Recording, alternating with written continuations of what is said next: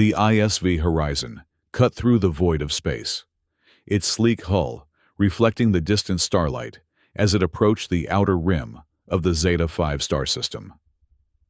The year was 2375, and humanity had long since joined the interstellar community, contributing soldiers, scientists, and explorers to the greater galactic effort. Commander Alex Stone Mercer stood at the observation deck, his weathered face illuminated by the eerie glow of the dead planet below. His fingers traced a faded scar that ran from his temple to his jaw, a memento from a previous encounter with death. "Commander, we're beginning descent protocols. Captain, request your presence in the command center." The ship's AI chimed in, its voice cool and emotionless. Mercer nodded, though there was no one to acknowledge the gesture. "Tell the captain I'm on my way."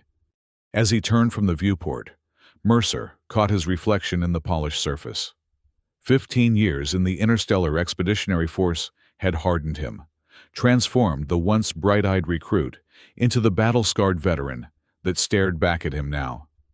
His reputation preceded him, the survivor of the Proxima Centauri massacre, the hero of the Titan mines, the man who had faced death so many times that some whispered he and the Reaper were on a first-name basis. The command center hummed with activity, as officers and scientists from a dozen different species prepared for the planetfall. Captain Eliza Moore, a stern woman with silver-streaked hair pulled back in a tight bun, nodded as Mercer entered. "Commander, we've identified a landing zone near what appears to be an abandoned mining complex. Preliminary scans indicate rich mineral deposits, particularly quadrillium and neutronium ores." "And the atmospheric readings?" Mercer asked, studying the holographic display of the planet's surface. "Toxic but manageable with standard gear. The real concern is the seismic activity. There's something strange about the patterns, almost rhythmic in some areas." Lieutenant Rourke, a compact man with a perpetual scowl, scoffed. "Probably just normal tectonic movements. The science team always overthinks these things." Mercer raised an eyebrow but said nothing. Rourke had made his disdain for Mercer clear from the moment they'd been assigned to the same mission. The younger officer saw Mercer as a relic, a testament to an age when brute force and human courage mattered more than technological solutions and strategic withdrawal. "Nevertheless," Captain Moore continued, "I want all teams to exercise extreme caution. This is primarily a resource assessment mission, not a combat drop." "With all due respect, Captain," Mercer interjected, "when has an assessment mission ever stayed that way? I'd like permission to arm the landing party with more than just standard defensive gear." Moore considered this for a moment, then nodded. "Granted. But remember, Commander, we're scientists and explorers first. The weapons are a last resort." "Always are, Captain, always are." 3 days later, Mercer stood at the edge of what the survey team had dubbed the Black Hole, an enormous volcanic crater that plunged deep into the planet's crust. The mining complex sprawled around it, abandoned machinery, and collapsed tunnels telling the silent story of whoever had come before them. The survey team had been meticulously documenting the site, collecting samples, and mapping the extensive network of caves that honeycombed the area. "Commander, you should take a look at this," called Dr. Liana Cho, the expedition's lead xenobiologist. A slight woman with intelligent eyes and a no-nonsense demeanor, she had earned Mercer's respect over the past few days, with her methodical approach and calm presence. Mercer made his way over to where she knelt beside what appeared to be a massive footprint pressed into the metallic soil. "What am I looking at, Dr. Cho?" "Something big. Much bigger than anything our initial planetary survey suggested could survive in this environment." She ran a scanner over the impression. "The depth indicates a creature of significant mass, and these marks here," she pointed to serrated edges along the outline, "suggest some kind of exoskeletal structure." "How fresh?" Mercer asked, his hand instinctively moving to the photon pulse rifle slung across his back. "Very. Within the last hour, based on the oxidation rate of the exposed minerals." Mercer activated his comm unit. "All teams be advised. We have evidence of large indigenous life forms in the vicinity. Maintain alert status and report any unusual sightings immediately." He had barely finished speaking when a distant scream echoed across the barren landscape. Mercer was running before the sound faded. Dr. Cho close behind him. They arrived at the forward observation post to find chaos. 3 researchers lay on the ground, their environmental suits torn and bloodied. The remaining team members were frantically retreating toward the main camp, their faces masks of terror, even through their transparent helmets. "What happened?" Mercer demanded, grabbing a fleeing technician by the arm. It came out of nowhere." The man gasped, his eyes wide with fear. "Bigger than anything I've ever seen. It took Ensign Fraser in one swipe and just tore through him like he was nothing. Then it went for the others." "Where did it go?" The technician pointed with a trembling hand toward the black hole. "Down there. It dragged bodies with it." Mercer turned to Dr. Cho. "Get the wounded back to the ship and tell Captain Moore to initiate emergency protocols. I want a defensive perimeter established around the landing site." "And you?" she asked, already moving to help one of the injured scientists. "I'm going to find out what we're dealing with." "Commander, that's not advisable." Lieutenant Rourke cut in, having just arrived with the security detail. "We should regroup and approach this strategically." "Those were our people it took, Lieutenant. Every minute we wait is another minute they might still be alive." "They're already dead," Rourke said flatly.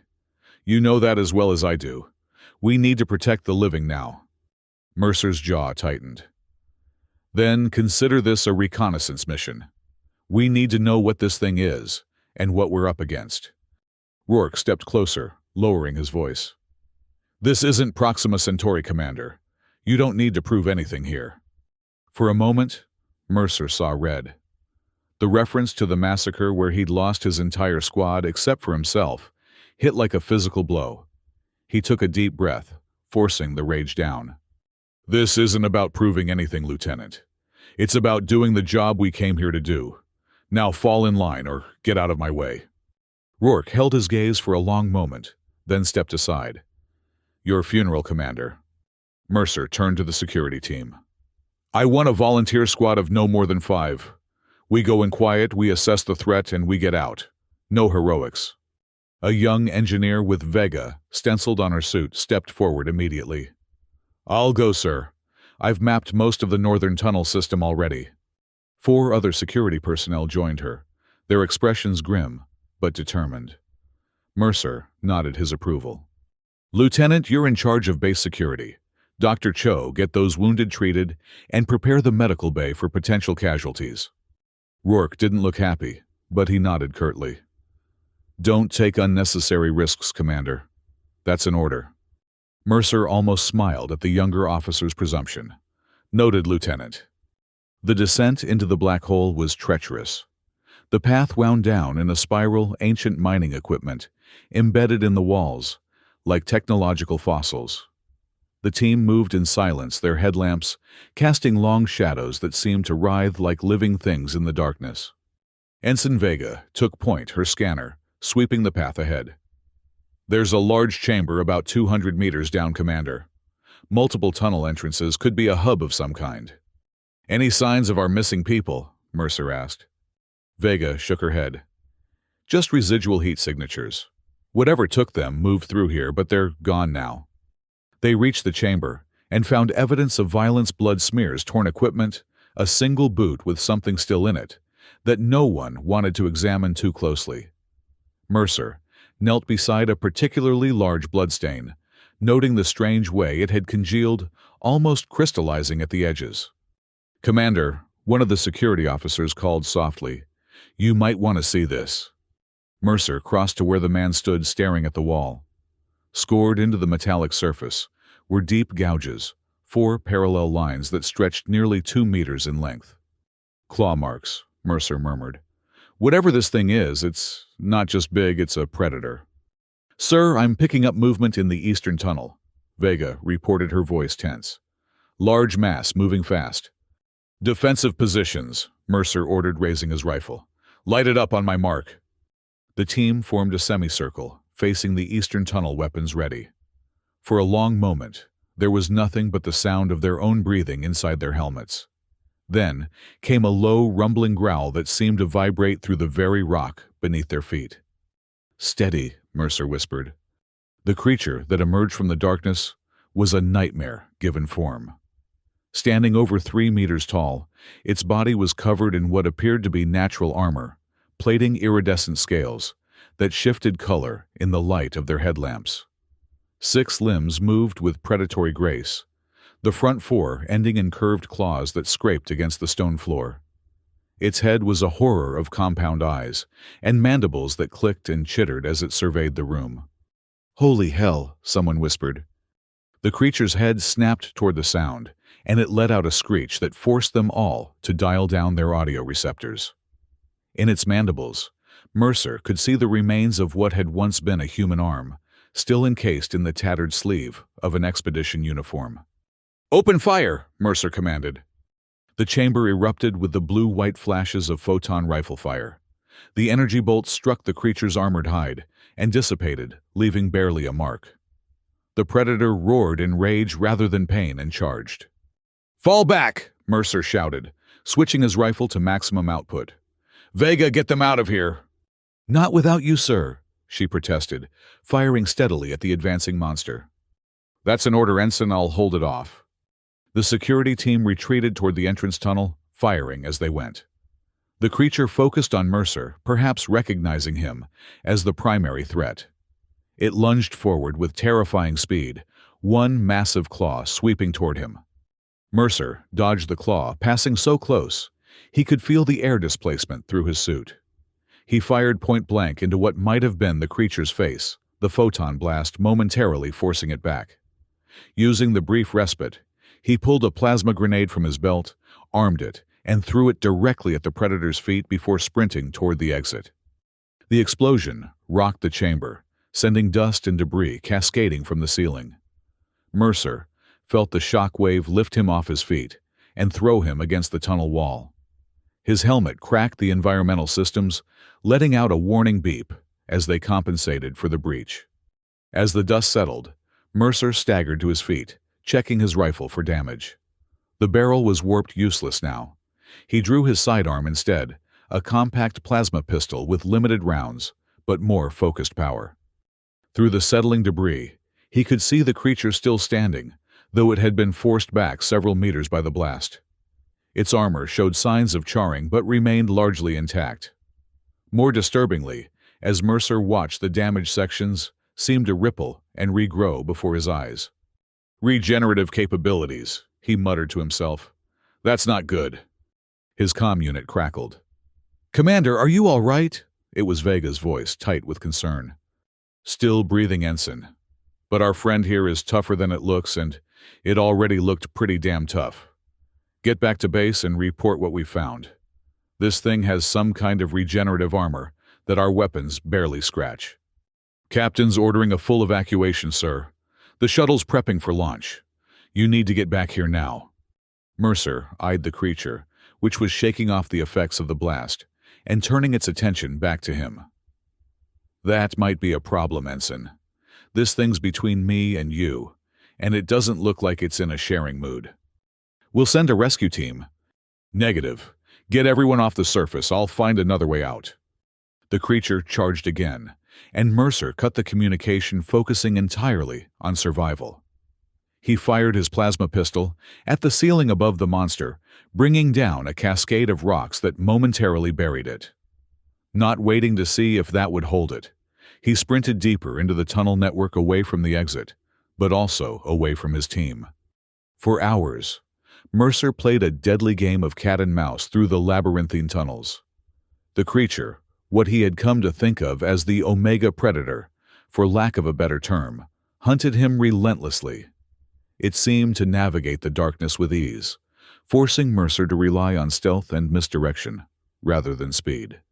He found himself in what appeared to be an ancient control room mining equipment, long dormant, surrounding a central platform. Using the brief respite, Mercer attempted to contact the ship. "ISV Horizon, this is Commander Mercer. Do you read?" Static hissed in his earpiece. Then Captain Moore's voice broke through. "Mercer, Where the hell are you? The evacuation is nearly complete. Still, underground captain. I've encountered what I'm designating an Omega-class predator. Armored, regenerative, and extremely aggressive. Conventional weapons are ineffective. We're getting similar reports from the other remaining ground teams. These things are emerging all over the crater rim. 4 confirmed casualties so far, possibly more. Mercer's blood ran cold. There's more than one. At least 3 confirmed sightings. Mercer, we can't delay the evacuation. The shuttle can wait for another 30 minutes, but after that... Understood, Captain. I'll be there if I can, but don't sacrifice the ship for one man. That's not how we operate, Commander, and you know it. Find a way out. More out. Mercer leaned against the console, his mind racing. If there were multiple predators, they were dealing with an established species, not a solitary aberration. That meant understanding their weaknesses was even more crucial. A faint sound from the corridor outside alerted him that his pursuer was closing in. Mercer searched the room frantically for anything that might serve as a weapon or an escape route. His eyes fell on what appeared to be a maintenance shaft in the floor, barely wide enough for a human to squeeze through. He had just started to pry open the cover when the Omega Predator burst through the doorway, mandibles spread wide in what seemed like a gesture of triumph. It had found its prey cornered at last. Mercer raised his plasma pistol and fired his last 2 shots directly at the creature's eyes. It screeched in pain and rage, one of the compound eyes rupturing in a spray of iridescent fluid.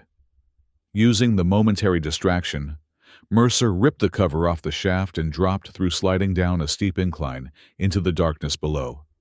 He landed hard on a metal grating, the impact sending a jolt of pain through his already battered body. Above him, he could hear the predator trying to force its much larger frame into the shaft, the metal protesting under its strength. Mercer forced himself to his feet and took stock of his surroundings. He appeared to be in some kind of processing facility, ancient machinery looming in the darkness. His suit's lights revealed conveyor belts and crushing mechanisms, all designed to process the raw ore that had once been this planet's primary resource. His comm unit crackled again. "Commander, this is Lieutenant Rourke. We've been monitoring your position via your suit's tracker. There's a maintenance tunnel about 50 meters east of your position that should lead to the surface.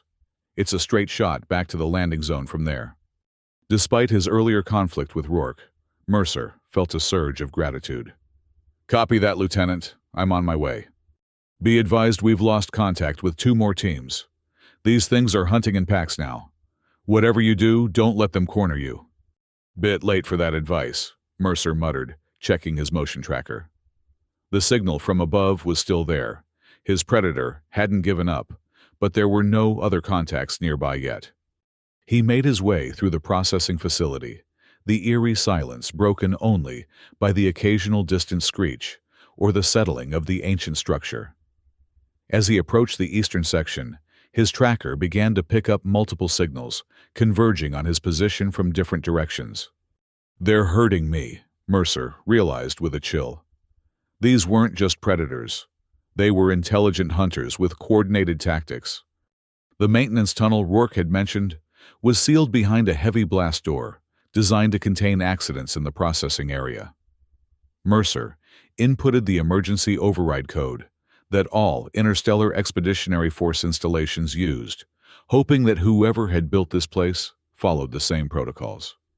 The door gave a reluctant groan and began to slide open, agonizingly slowly. Behind him, Mercer could hear the clicking and chittering of approaching predators.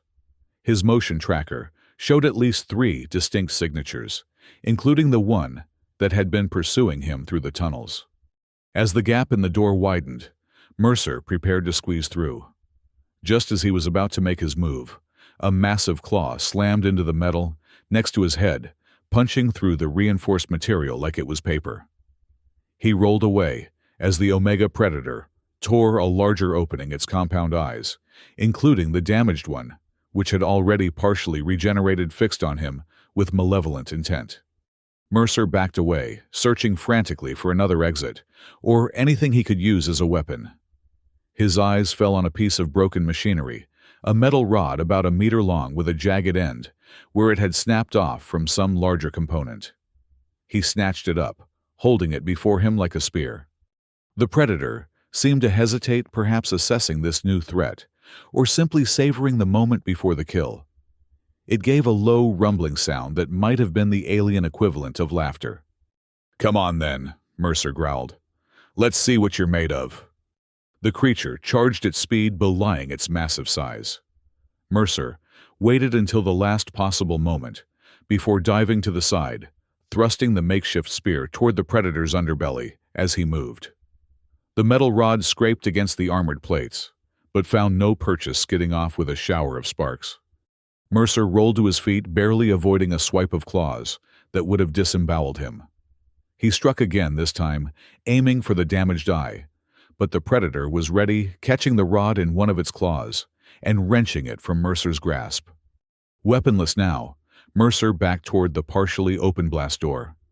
The predator advanced more cautiously, joined now by two others that emerged from different entrances to the processing facility. They moved with the coordinated precision of pack hunters that had done this many times before. Mercer's back hit the edge of the blast door. He glanced behind him, gauging whether he could slip through before the predators reached him. It would be close, but it was his only chance. As he tensed to make the attempt, the original predator, the one he had wounded, let out a piercing screech that seemed to reverberate through the entire facility. The other two halted their advance, backing away slightly, as if acknowledging the first predator's claim to the kill. Mercer realized with a start that he was witnessing some kind of dominance behavior. The injured predator wanted the satisfaction of finishing him personally. Using the momentary pause, Mercer slipped sideways through the gap in the blast door. He was halfway through when a claw closed around his ankle, dragging him back with irresistible force. Pain lanced up his leg as the pressure threatened to crush bone. In desperation, Mercer grabbed at the edge of the door, his fingers finding a loose panel of metal that came away in his hand. With a shout of defiance, he brought the jagged edge down on the predator's claw with all his strength. To his shock, the metal cut through the armored plating, sinking deep into the flesh beneath. The predator released him with a shriek of pain, ichor spraying from the wound. Mercer didn't waste the opportunity. He scrambled through the gap and hit the emergency close button on the other side. The blast door ground shut, sealing the predators in the processing facility. Leaning against the wall, Mercer examined the piece of metal still clutched in his hand. It wasn't particularly sharp or seemingly special in any way. Yet it had pierced the predator's armor when high-energy photon blasts and plasma charges had failed. "What the hell?" he muttered, turning the metal over. It appeared to be a simple maintenance panel, the kind used throughout the facility.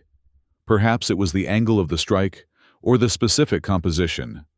His comm unit interrupted his thoughts. "Commander, this is Captain Moore. The evacuation is almost complete. The shuttle is holding position for another 10 minutes, but the predators are swarming the landing zone. We can't wait any longer than that." "Copy, Captain.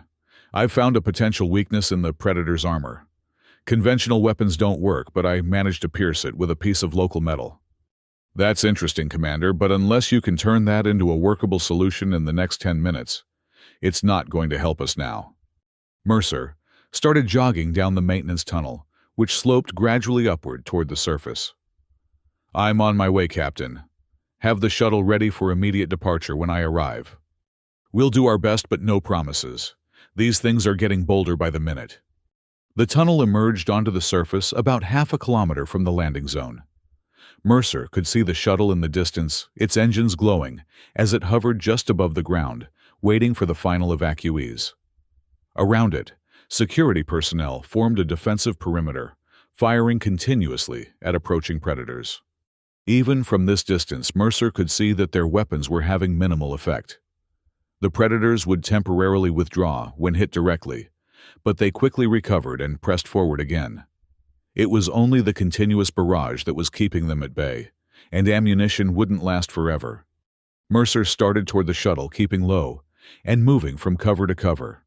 His ankle throbbed where the predator had grabbed him, but the suit's medical systems had administered painkillers and stabilizers to keep him mobile.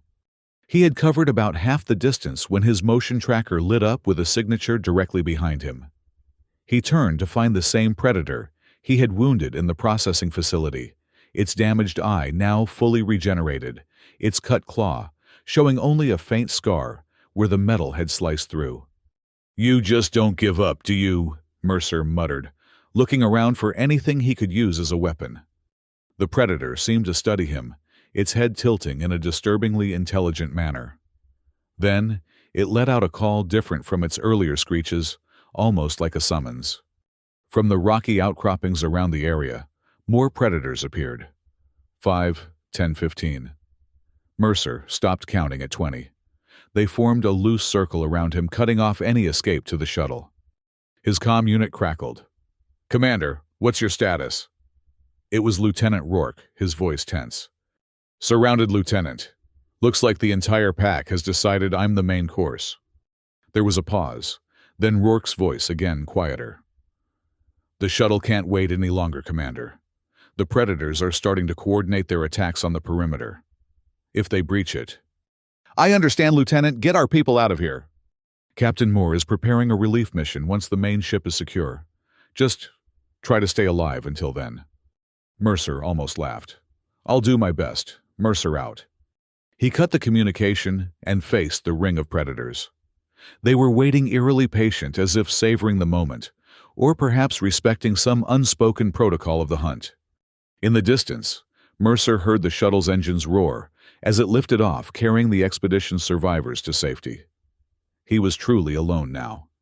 The original predator, the one he had come to think of as his predator, stepped forward, mandibles spread wide in what seemed like a challenge.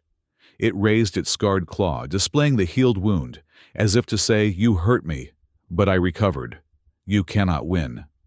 Mercer flexed his fingers, acutely aware of how vulnerable he was without weapons. But the encounter in the processing facility had shown him something important. These creatures could be hurt. Their armor wasn't impenetrable. He just needed to find the right approach. The predator charged, and this time, Mercer didn't try to evade. Instead, he met the charge head-on, ducking under the sweeping claws, and driving his fist directly into the creature's midsection with all the force he could muster. Pain shot up his arm as his hand connected with the armored plating. The predator didn't even seem to notice the blow, one of its secondary limbs swatting Mercer aside, like he was an annoying insect. He hit the ground hard, rolling to absorb the impact as his combat training kicked in. The taste of blood filled his mouth, and warning indicators flashed across his helmet display as his suit registered the damage. The predator advanced clearly, enjoying the sport now. It made a chittering sound that was echoed by the others in the circle, some kind of communication, or perhaps encouragement. Mercer scrambled to his feet, his mind racing. If brute force wouldn't work, he needed to be smarter. The metal panel had cut through the armor somehow. What was different about it compared to their weapons? As the predator prepared for another charge, Mercer's eyes fell on a piece of machinery near the edge of the circle, part of an old mining drill, its bit still attached and designed to cut through the planet's tough mineral crust. If he could reach it. The predator lunged again, but this time Mercer was ready. He sidestepped at the last moment, grabbing one of the creature's secondary limbs as it passed and using its own momentum to swing onto its back. The predator bucked and twisted, trying to dislodge him, but Mercer clung on with grim determination. From this close, he could see the individual plates of the creature's armor, how they overlapped and shifted with its movements. And there, at the joints where the plates met, he spotted tiny gaps micrometers wide that appeared during certain motions. The predator reared up, finally throwing Mercer off. He landed near the abandoned drill exactly as he'd planned. Seizing the drill bit, he yanked it free from its mounting, the jagged edge gleaming dully in the light of Zeta 5's distant sun. Armed now, he faced the approaching predator with renewed confidence. "Come on," he growled. "Let's finish this." The creature seemed to sense the change in its prey, hesitating briefly, before attacking with even greater ferocity. Mercer met the charge with the drill bit targeting one of the gaps he'd observed. The makeshift weapon struck home, penetrating between two armor plates and sinking deep. The predator shrieked in genuine pain, thrashing wildly as ichor spurted from the wound. Mercer held onto the drill bit with all his strength, twisting it deeper, until the creature finally managed to throw him off the drill bit, still embedded in its flesh. The other predators stirred restlessly, chittering and clicking among themselves. Their formation wavered, some backing away slightly, as if uncertain. Mercer's injured predator stumbled, its movements becoming erratic as the wound took its toll. The regeneration was working. Mercer could see the edges of the puncture already beginning to close, but it was slower than before, as if the creature's healing resources were being taxed. Using the momentary advantage, Mercer sprinted toward the drill, hoping to find another piece he could use as a weapon. The wounded predator let out a piercing cry that could only be interpreted as a command to the others. "Stop him!" Two predators broke from the circle, moving to intercept. Mercer changed direction, ducking between them and rolling beneath a sweeping claw. One of them caught the leg of his suit, tearing through the material and slicing into the flesh beneath. Pain lanced up Mercer's thigh, but he pushed through it, regaining his feet and continuing his desperate run. He reached the drill assembly and wrenched free a control panel, breaking it apart to expose the internal components. Among them was a heavy steel lever about the length of his forearm, one end tapering to a point where it had connected to the control mechanism. As he straightened, makeshift weapon in hand, a shadow fell over him.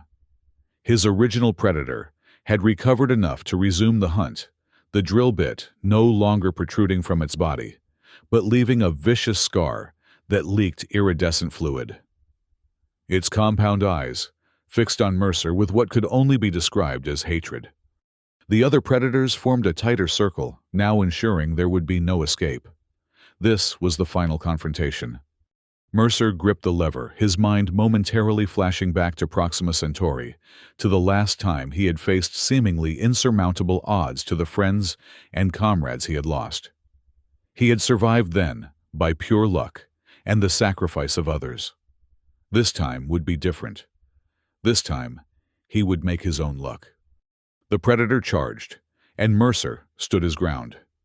At the last possible instant, he dropped to one knee, angling the lever upward toward the creature's underbelly. The predator's own momentum drove the point deep into its flesh between two armor plates that separated as it extended its body for the attack. But Mercer had miscalculated. Even as the lever penetrated the predator's momentum, carried it forward, its massive weight crashing down on top of him. Claws tore at his suit mandibles, snapping inches from his face. The creature's dying throes threatened to be Mercer's doom as well. With a roar of defiance, Mercer braced his legs against the ground and heaved, throwing the predator to the side. He scrambled to his feet, the lever still clutched in his hand, now slick with alien ichor. The predator writhed on the ground, its regenerative abilities working frantically to repair the damage, but clearly failing, as more and more fluid leaked from the wound. The other predators had not moved, watching the death throes of their packmate, with their unreadable compound eyes. Then, one by one, they began to retreat, backing away into the rocky terrain, until only Mercer and the dying predator remained. He stood over the creature, watching as its movements became more feeble, its life ebbing away. There was no satisfaction in this victory, only a grim acknowledgement of survival. His comm unit suddenly crackled to life. "Commander Mercer, this is ISV Horizon. Do you read?" Mercer winced at the unexpected noise in his ear. "I read you, Horizon. Still alive down here, believe it or not. We're sending a recovery shuttle to your position. Satellite imagery shows the predators retreating across the entire region. What happened down there?" Mercer looked at the dying predator, understanding dawning. "I think I just killed their alpha," he said quietly. The rest of the pack backed off when they saw it fall. There was a pause, then Captain Moore's voice. "That's incredible, Commander. What kind of weapon did you use?" Mercer examined the simple metal lever in his hand. "Not a weapon, Captain. Just a tool. and the knowledge of where to strike. He paused, then added, "These creatures, they're not invincible. Their armor has weak points, microscopic gaps that appear when they move in certain ways. Hit them there and they can be killed like anything else. We'll debrief fully once you're back aboard, Commander. Recovery shuttle is 10 minutes out. Just stay alive until then." "That's the plan, Captain. Mercer out." As he waited for extraction, Mercer knelt beside the Omega Predator. Its movements had ceased, but a faint pulsing beneath its armor suggested some biological processes were still active. Studying it more closely now, he could see the intricate patterns in the armor, the way the plates were designed to interlock and protect while still allowing for movement. It was an evolutionary marvel, or perhaps an engineered one. He wondered what kind of world had produced such perfect killing machines. The recovery shuttle appeared on the horizon, a welcome sight against the alien sky. Mercer stood his body protesting after the brutal combat. He would live to fight another day to explore another world.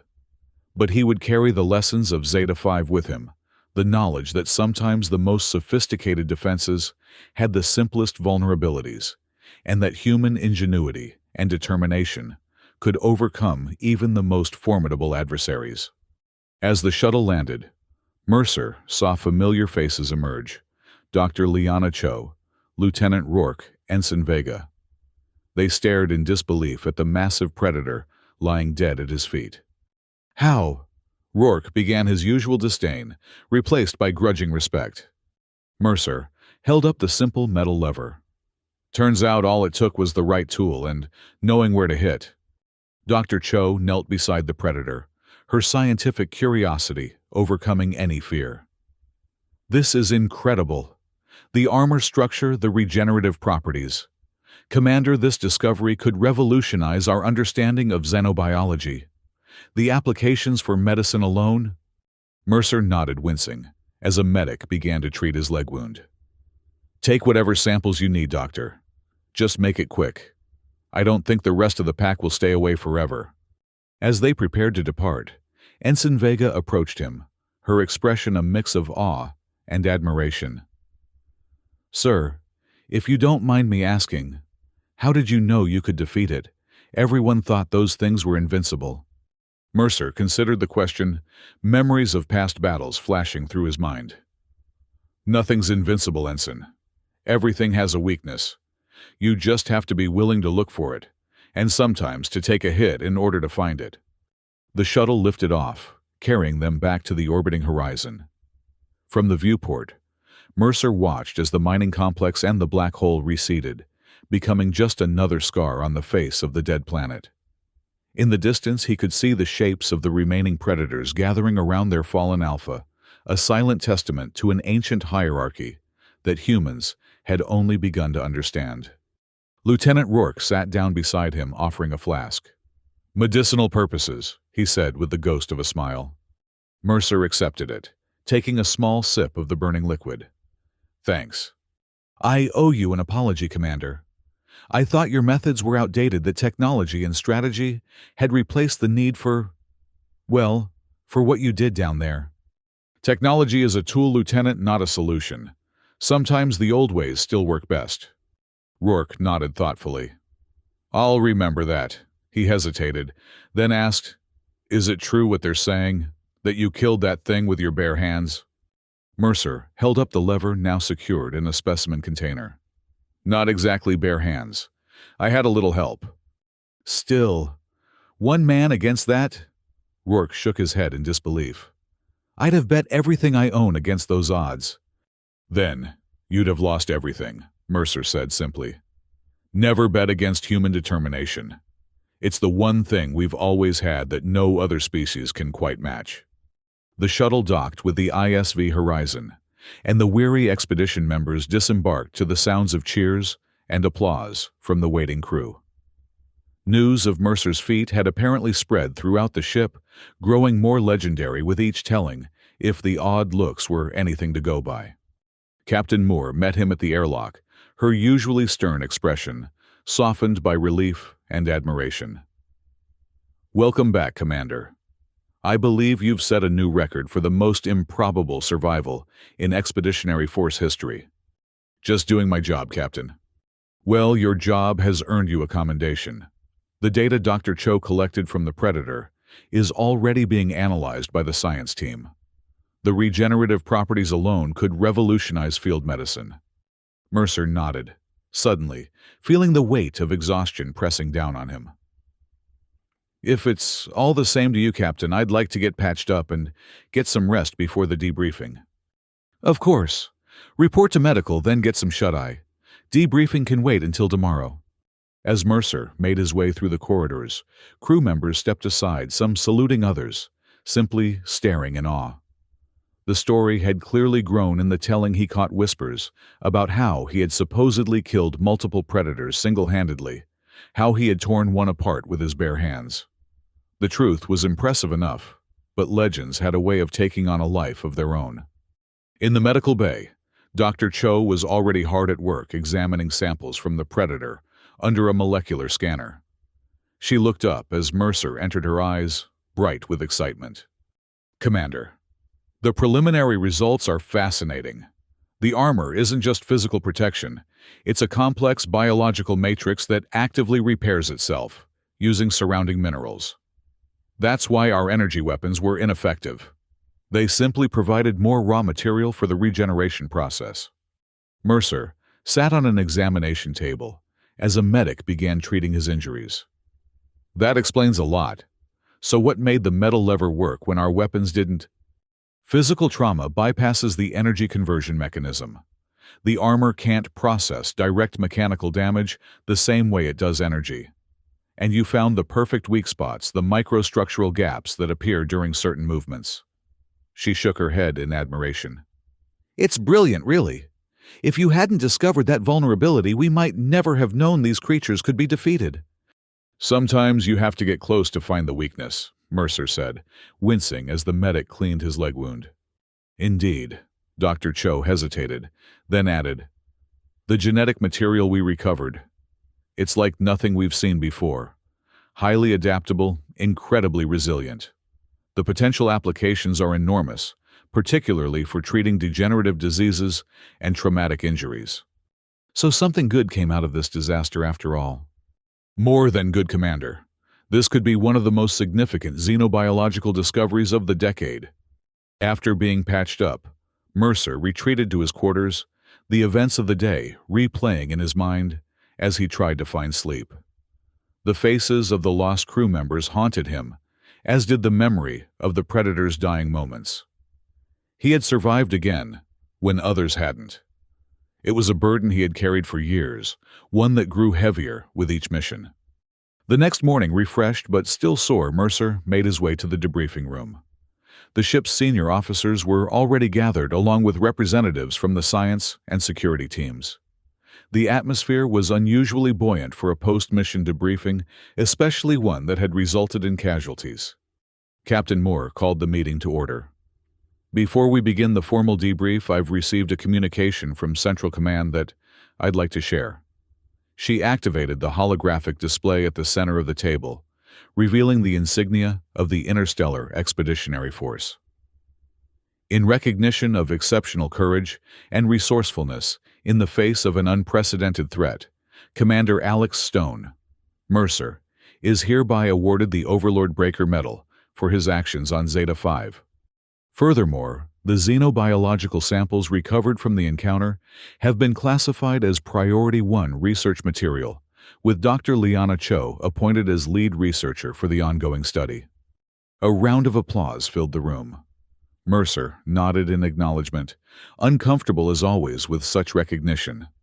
Now, Moore continued, let's get to the details of what we learned on this mission, both about the predator species and the mineral resources of Zeta-5. The debriefing proceeded with each department head reporting on their findings. Lieutenant Rourke's security assessment was notably respectful when discussing Mercer's tactics, a marked change from his earlier attitude.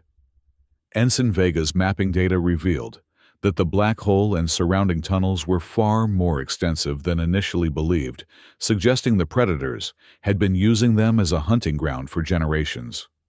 When it was his turn to speak, Mercer kept his report concise and factual, downplaying his own role and emphasizing the team effort that had made survival possible. But the others in the room knew the truth. They had seen the footage from his suit's cameras, had witnessed the moment when a single human had defeated what many had thought invincible. As the meeting concluded, Dr. Cho approached him with a small container. "A souvenir, Commander. I thought you might want it." Inside was the metal lever, now cleaned and preserved, mounted on a simple base with an inscription, "Sometimes the oldest tools are the best ones." Mercer smiled, genuinely touched by the gesture. "Thank you, Doctor. I should be thanking you. This discovery will make my career, not to mention potentially saving countless lives with the medical applications."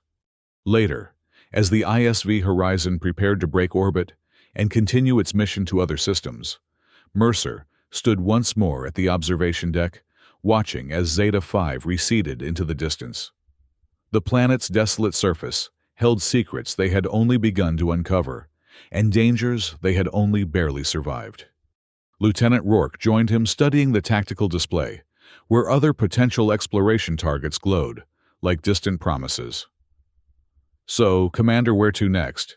After what you did down there, I think Central Command would approve pretty much any target you suggested." Mercer considered the question, his eyes moving across the star chart to a system marked with a warning symbol, unexplored, potentially hazardous, but rich with resources that humanity desperately needed. "There," he said, pointing to the system. "That's where we're needed most." Rourke raised an eyebrow. "That's designated as extremely high risk. The preliminary scans suggest environmental conditions even worse than Zeta-5. Mercer nodded. "Which is exactly why they'll send us. Someone has to go first, Lieutenant. Someone has to find the weaknesses, so others can follow." "And that someone is us," Rourke said, not a question, but a statement of acceptance. "That someone is us," Mercer confirmed. "Humanity doesn't advance by playing it safe. We push the boundaries, we take the risks, we face the monsters, literal and figurative, that stand in our way." As the ship's engines powered up for the jump to faster-than-light travel, Mercer felt a familiar calm settle over him.